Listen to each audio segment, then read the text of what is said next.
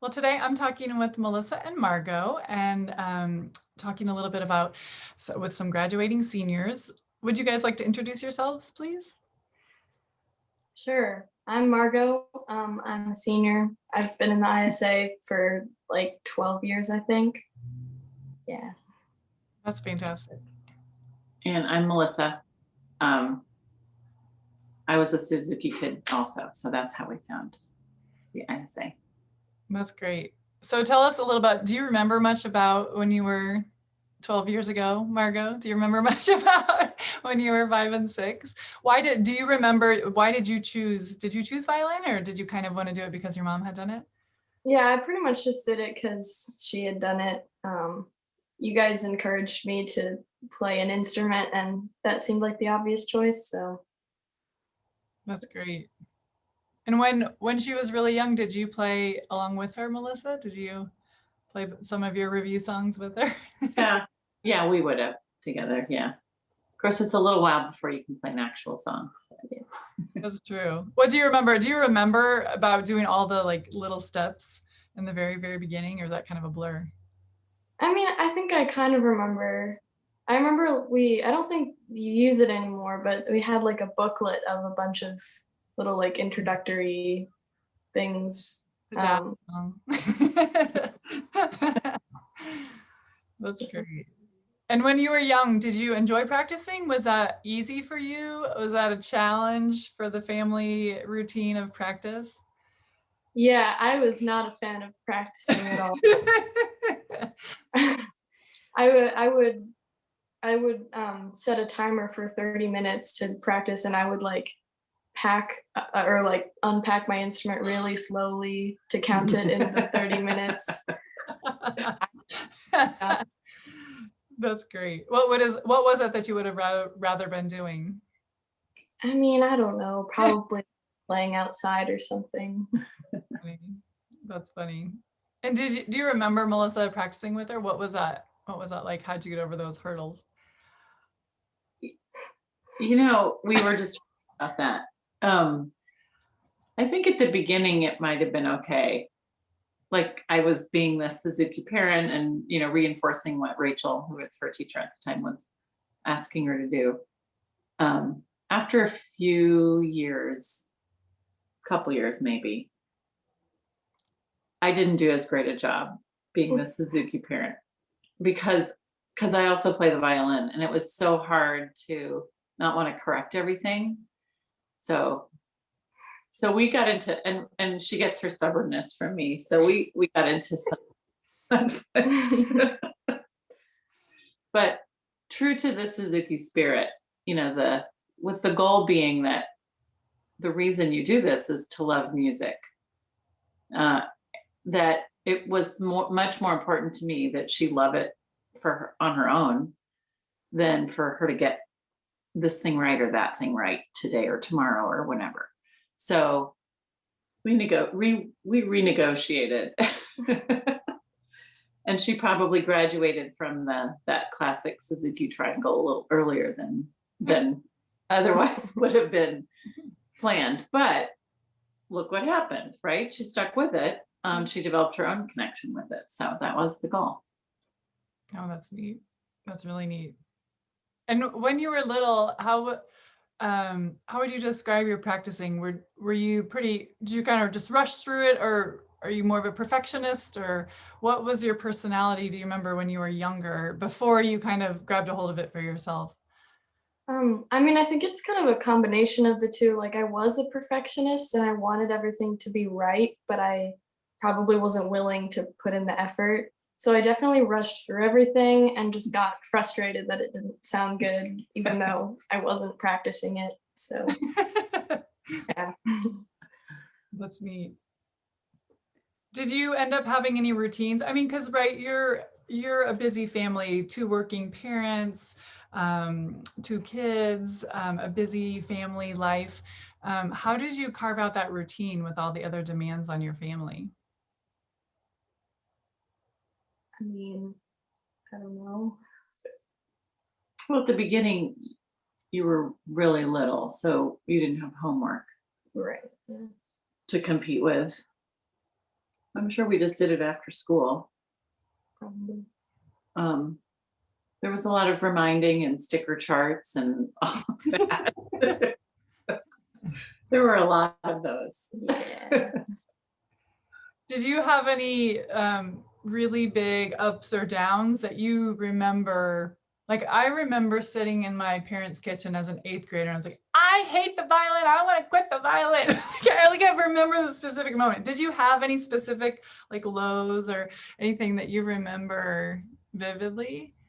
There, I don't know about a specific moment, but there was a time where sort of around like 4th grade, maybe I just kept getting frustrated with lessons and I kind of like went home crying at the end of lessons and I don't know, and that wasn't very encouraging. So I think there were definitely moments in there where I wanted to quit.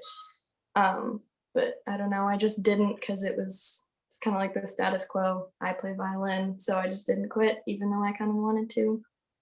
Yeah. Yeah, I don't know. That is hard. What do you feel like it was frustration or what was it that caused you to feel like that you couldn't quite get it right or? Probably a little bit of frustration with how I was playing, because I didn't really know how to practice then, so yeah, I didn't sound great.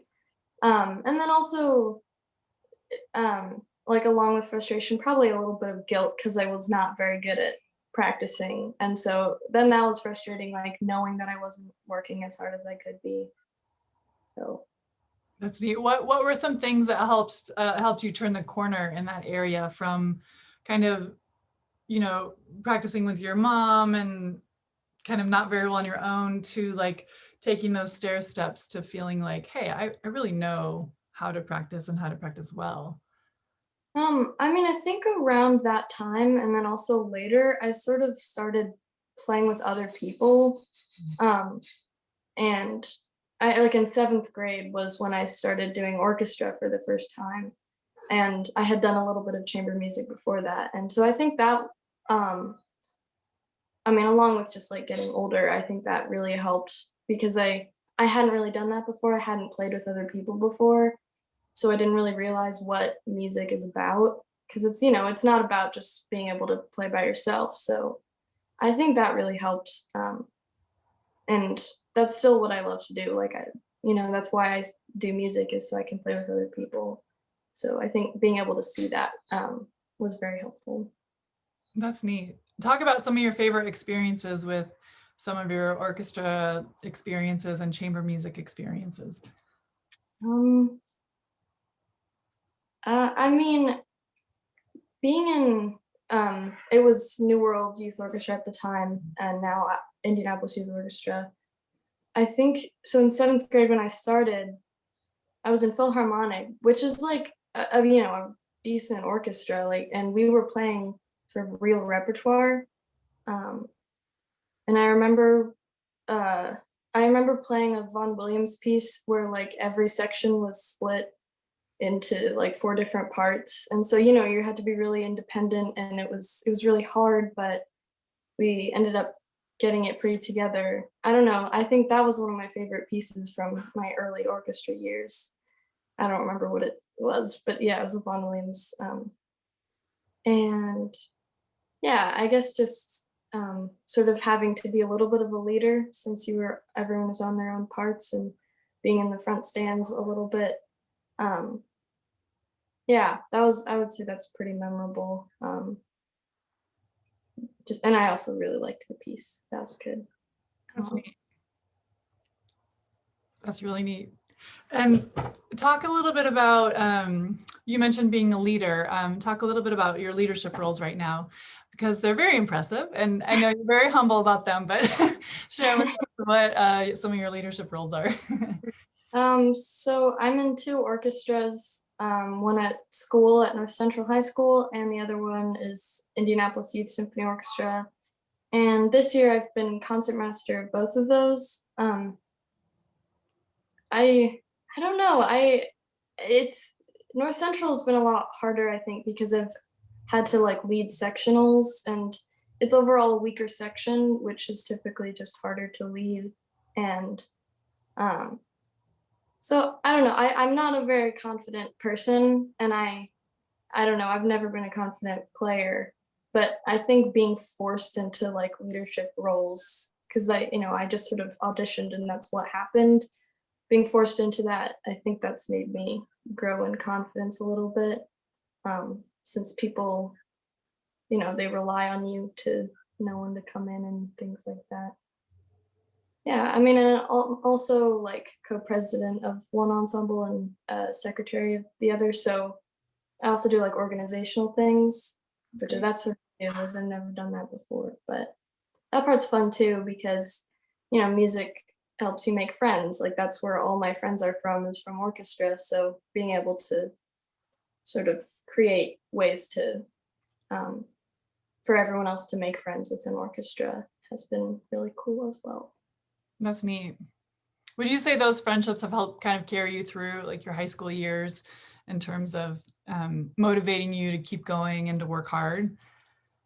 Yeah, I mean, really both academically and musically, because my friends in orchestra, we also share a lot of classes, and Mm. I think like, I mean, for example, one of my friends, Sarah, she's a violist, and she's amazing. I mean, um, she's like auditioning at CIM and Peabody, and I'm pretty sure she's gonna get in. And anyway, so she's incredible, and so I think that I don't know, I've never really felt competitive with her, but that's definitely been really inspiring because so many of my friends are like really talented. And, I've been in ensembles with like small ensembles with them. I'm in a trio with Sarah right now and trying to sort of match her level and be equal with her probably has made me work harder.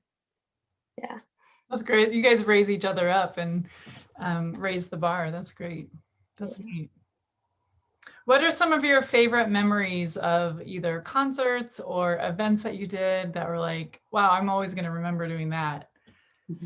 Um, Definitely one that I have in mind and think about a lot was I think it was in 8th grade where we had sort of a concerto competition for the like 5th anniversary gala, and I won that and was able to do the I think the first movement of the Vivaldi G minor. I Um, remember that. yeah, with an orchestra of like ISA faculty and also um, some ISO members, which was kind of insane. It was, I mean, I was terrified the whole You were time. fabulous, though. It was wonderful. But yeah, I mean, I had obviously never like soloed in front of an orchestra before. So that I'm never gonna forget that. And that was like the most nervous I'd probably ever been, but it ended up going pretty well.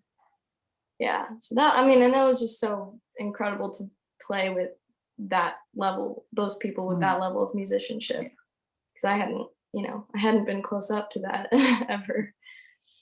So That was spectacular. I know. I think I got to sit by Austin Hartman and I was like, oh my gosh, this is amazing. Like, that was a spectacular day. What was it like to be the parent on the other side of that, to have remembered her as a 6-year-old and then seen her there and Oh, yeah, it's amazing.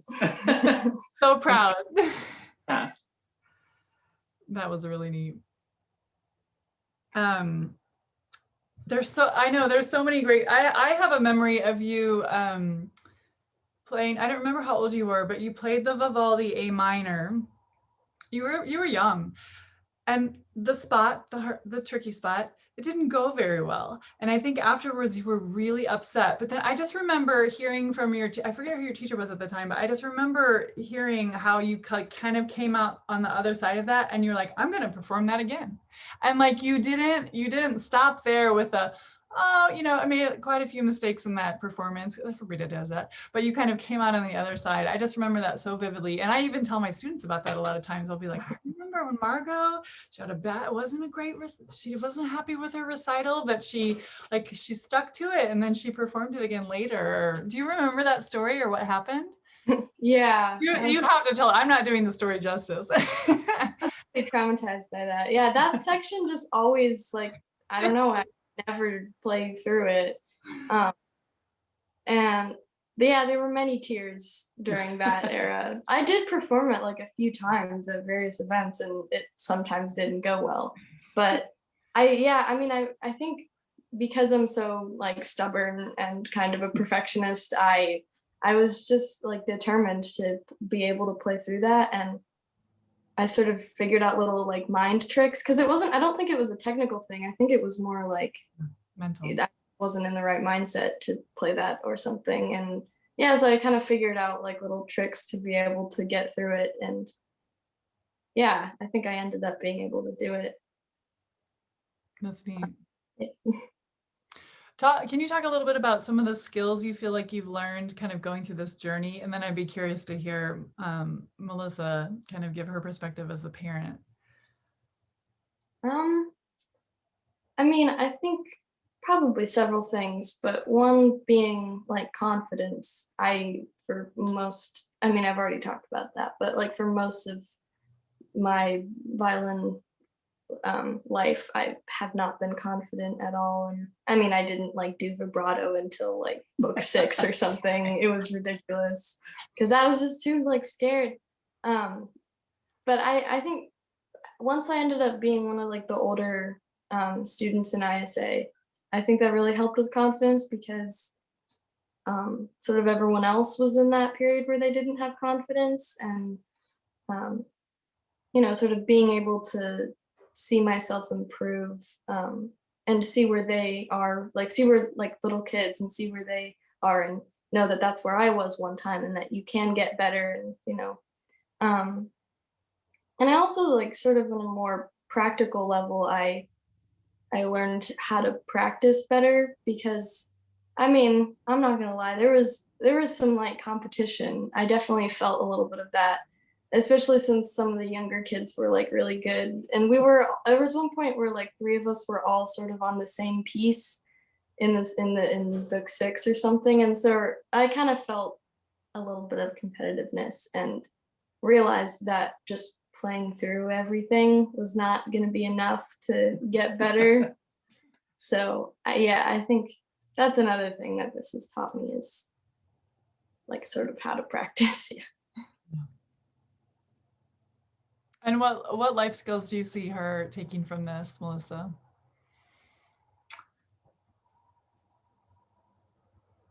Well, this playing an instrument is such an individual thing. Like nobody can really help you. You have to do it yourself. And this learning how to practice thing is really, really important. And you can say, you're just running through it. You're not really practicing it 1,000 times. She did. It doesn't do it. But she was persistent. And, when you have a goal and one of the things that Suzuki does so well is train your ear. She's lots of different opportunities to do that. So you always know if you're playing it right or not.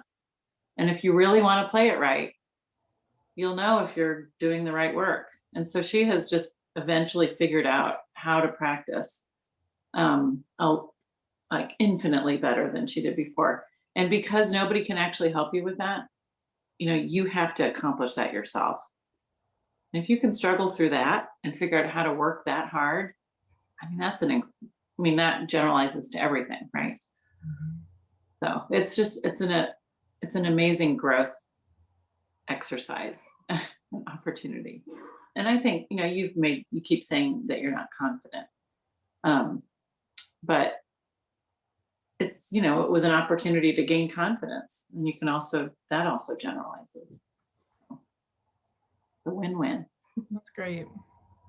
What did that progression look like from everybody telling you you're just running through it, you need to you need to do the spots, until the point when you actually were like, oh, that's my spot, I know what I need to do with it, and right? What did that look like the length of time? And of course you're always still growing, you'll probably grow more as you go into college and figure out even more things, but what did that look like, and how long did that take for those parents in the background, me, that were wondering when my 12-year-old will get there?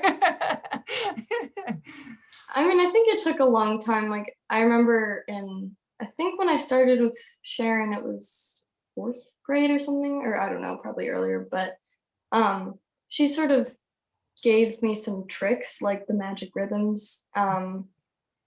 So, ways to practice without running through.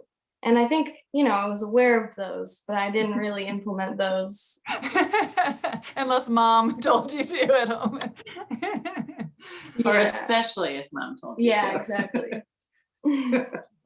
But yeah, I mean, so it was definitely a long process because I was like, I knew that I would like, it was a first a realization that I had to practice better, but that took a really long time to actually start to do that. And I'm still like learning how to practice better. I could still do better about not running through things. I mean, I think this is pretty recent, but when I really, really started to practice was when I decided to audition for music school because I realized like I'm not at the level that I need to be at. And this is like a little over a year ago. I realized like I'm not good enough to actually get into a good school. You know, and then I started practicing like 4 hours a day and tried to avoid running through things. And I mean, I think when you have that sort of goal, like, and you actually realize that there are consequences to not practicing well, then like you have no choice but to learn how to practice well. So that was, I think, one of like a big hurdle to get over was not having that goal, and then finally I did, and yeah. So now I've definitely like seen the most improvement in my violin life has been in the past year, probably. Mhm. Yeah, that's true. That's fantastic. And And tell if us, oh, go if ahead. I had wisdom as a parent, it was that I knew that she had to figure that out on her own. And I also remember that I didn't like to practice either. And that it's really hard to set yourself up to be frustrated because the thing you're working on is hard. So it's a maturity thing, and it comes on its own time course. That's very true. Tell us a little bit more about your plans. What are your goals for the future, and what are some of your possible plans? Well, I don't yet know where I'm going to college, but I am planning to double major in violin and some kind of engineering. So, I mean, I don't know where I'll go, but um, I want to get, as good as possible um, in violin, and hopefully one day I would be part of a symphony or a pit orchestra, because that's what I love to do, is play together, especially with like a lot of people in a huge production where I'm not a star in any way. I don't know. I don't like the spotlight. I like being in the pit where no one can see you. Hey, weren't you Maria? Weren't you the Maria in your school production of? I remember, and we were like, "Wow, that's amazing." That wasn't for you. Yeah. I mean, yeah, I quit like choir. I quit all that in freshman year, and I was like, I realized it's not what I love to do. But yeah, You tolerate the spotlight yeah, when I have to. when But you have to. That's neat. That's really exciting. So exciting. And it's just so like, I remember you being, I feel so old saying this, but I remember when I first started, you were like in my book 2 class or something. I just remember little Margot walking down the halls of Butler when we had classes at Butler. And it's just so inspiring to see, because you really epitomize what it is that we're hoping that every child will grab a hold of, which is you've learned how to become an accomplished learner. And that is something that no matter where the path takes you, you have that, whether you apply to violin or engineering or whatever you do in life. And that's just so inspiring. So, and I also appreciate so much that, your playing over your high school years has just soared leaps and bounds. And there's not a lot of students your age in the academy right now, but you have always been a mentor and a leader and inspiring and encouraging to the younger students, and especially in the violin ensemble where you know, you and Yuki are playing up here and all the other students they're coming along, but you just have been such a great leader to them and just so encouraging when you could have just been like, oh, snubbed them, or, you know, I mean, it's so easy to do that because you're leaps and bounds above, but just that leadership and that character that you bring is just, it's just so inspiring. So I just want to thank you for that, because that's so meaningful. So do you have any advice for younger students, or advice that you would have given your younger self? I mean, the obvious one is practice, because it can be frustrating not being good, and practice is the way you get good. But I think sort of to what we were talking about earlier, like sticking with it, because there have been times where I've wanted to quit, and you know, times where I didn't feel very passionate about it. But it it's music is something, I mean, it's been so important in my life, and as an introvert, like that's been my way to make friends. That's been my way to talk to people, and I don't know where I would be without music. Like it's just it's been my whole life, and so I think even if you don't realize, you know, I mean, I didn't love the violin for many years when I was little. I sort of resented having to practice, but I'm so grateful that I stuck with it. Grateful to like you for making me stick with it also. Um, You must have had your own connection, or you would not have done yeah, it. apparently a little part of me You knew, must have. but yeah, because who knows like where you'll end up. Like for you know, if there's an 8-year-old, who knows where you'll be in 10 years. You might want to go to music school. You might want to be a musician for the rest of your life. And you can't decide that at 8 because you hate practicing, you know? So that would be my advice is don't give up on it, and know that it is frustrating and it's not always enjoyable, but that doesn't mean you should give it up, because it can bring you so many things in life. That's great. And Melissa, do you have any advice now, having gotten your babies up to the college level? What would you say to younger parents or to your younger self? Well, I think I would just emphasize that point about, yes, when they're really little, you have to provide the structure and the encouragement and the schedule, et cetera, and maybe your own little rewards and things like that. But really, the long term is going to be determined by their connection to the music. And so, not getting in the way of that is really important. That's why I backed away at one point, because it was getting in the way.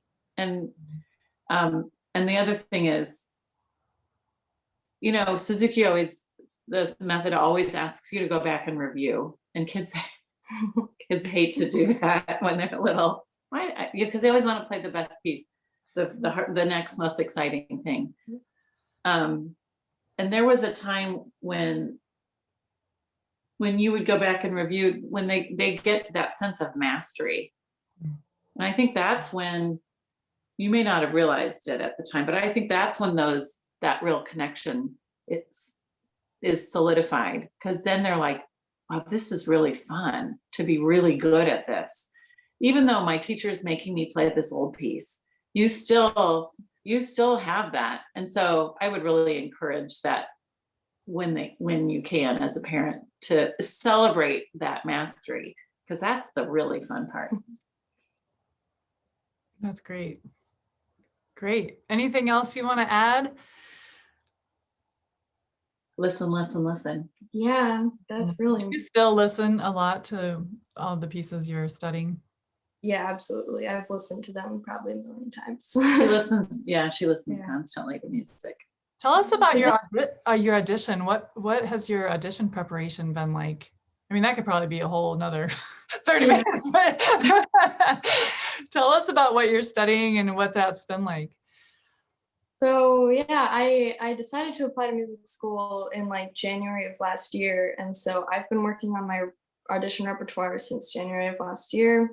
You know, you have to do a concerto and some Bach and an etude, and so I've had like 4 pieces that I've been playing for the past like year and a month. So it's a lot of, it was a lot of work. Luckily, I'm like done now. And it was sort of like constant preparation because first I had to learn the pieces and master them. And then there's like 2 rounds of auditions at, months apart. But it's also been really satisfying getting really, really good at these 4 pieces. Because yeah, like I did want to play other things, but I don't think I've worked on anything harder than I've worked on those pieces. And yeah, it's been stressful. It's like applying to music school elongates the college application process by a good like 3 months. So that part has not been fun. And all the waiting and all the decisions not coming out until like a month and a half from now is stressful. But yeah, I don't know. It's mainly been stressful, I would say, but it'll be worth it. Worth it. Right. I've definitely gotten a lot better because of Mhm. preparing for auditions, like way better than I was. So That's great. Great. Well, thank you so much.